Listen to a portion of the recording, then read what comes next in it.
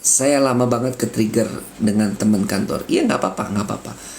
Semua yang pernah terjadi, izinkan, nggak apa-apa. Nggak ada sesuatu yang kebetulan. Semua itu menurut saya akan jadi warna cerita kehidupan kita. Saya pernah ada di posisi, pernah saya ngeluh.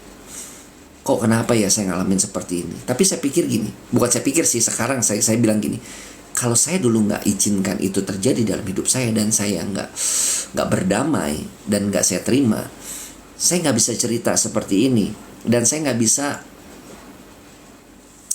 cerita, share, bantu teman-teman ngurutin keluarnya gimana, karena saya nggak terima. Saya akan berhenti di titik itu terus. Akhirnya saya akan ngeluping terus, ngeluping di situ, dan saya nggak akan bisa ngelewatin ya. Tapi ketika kalau saya izinkan, saya lewatin, saya izinkan lewat, akhirnya saya punya patternnya yang saya lewatin, dan saya dijatuhkan berkali-kali di fitnah, diambil hasil kerja saya udah coba deketin, baikin, tapi dimanipulatif ya. Karena gini, bukannya kita gini, jangan fokus sama doingnya, bukan kamu mencoba mendekati, tapi kan ruang hati kamu kan masih kamu marah, sedih, luka, cemas, kecewa gitu kan. Nah, ketika kamu ruang hatinya masih seperti itu, kamu dalam tanda kutip seperti seakan-akan kayak dibully terus. Tapi ketika kamu is okay, izinkan, boleh kamu ambil, nggak apa-apa.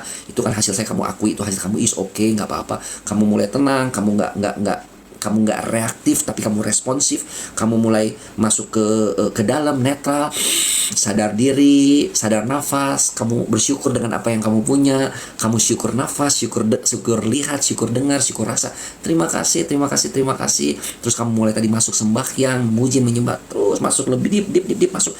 Makin ke dalam, makin halus, makin gak banyak minta, justru makin memuji, makin meninggikan, kamu justru makin masuk. Ketika kamu makin masuk itu, kamu dalam ruang limpah besar banget.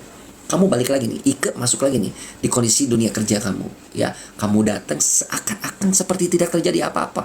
Kamu tetap bisa menyapa tanpa berusaha mengubah. Saya nggak mengubah siapapun. Saya cuma gini, love. Aku cuma sayang, aku cuma cinta, aku cuma sayang, aku cuma pengen memberi. Apalagi yang bisa aku bantu, apalagi yang aku bisa bantu. Kalau kemarin kita ngerasa dimanfaatin, sekarang kamu datang gini, apalagi yang kamu perlukan dari saya? Manfaatkan saya. Apalagi. Kamu minta saya 10 langkah, saya kasih 100 langkah. Dan kamu melakukan itu bukan menunjukkan nih gue bisa, tapi gini, bener-bener I love you. Gak apa-apa, it's okay. Tapi buat diri saya sendiri gini, gak apa-apa, ini kan saya belajar untuk diri saya. Saya bisa melakukan hal-hal, berarti kan saya meningkatkan kapasitas diri saya. It's okay, gak apa-apa. Jadi kamu udah masuk ke dalam level seperti itu. Nanti yang di kantor kamu yang toksik, dia tiba-tiba bengong.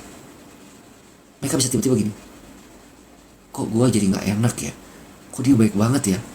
Ya, malah kamu bisa pas kamu lagi jalan, kamu lagi beli kue, roti, ingat teman kamu, terus kamu sampai kantor kamu cuma gini, tadi aku ke toko roti, saya ingat kayak kamu waktu itu suka deh sama roti coklat kan, ini buat kamu 1. Kamu nggak perlu ngomong apapun dan kamu nggak berusaha untuk mengubah apapun, itu tiba-tiba dia akan bengong gitu kan.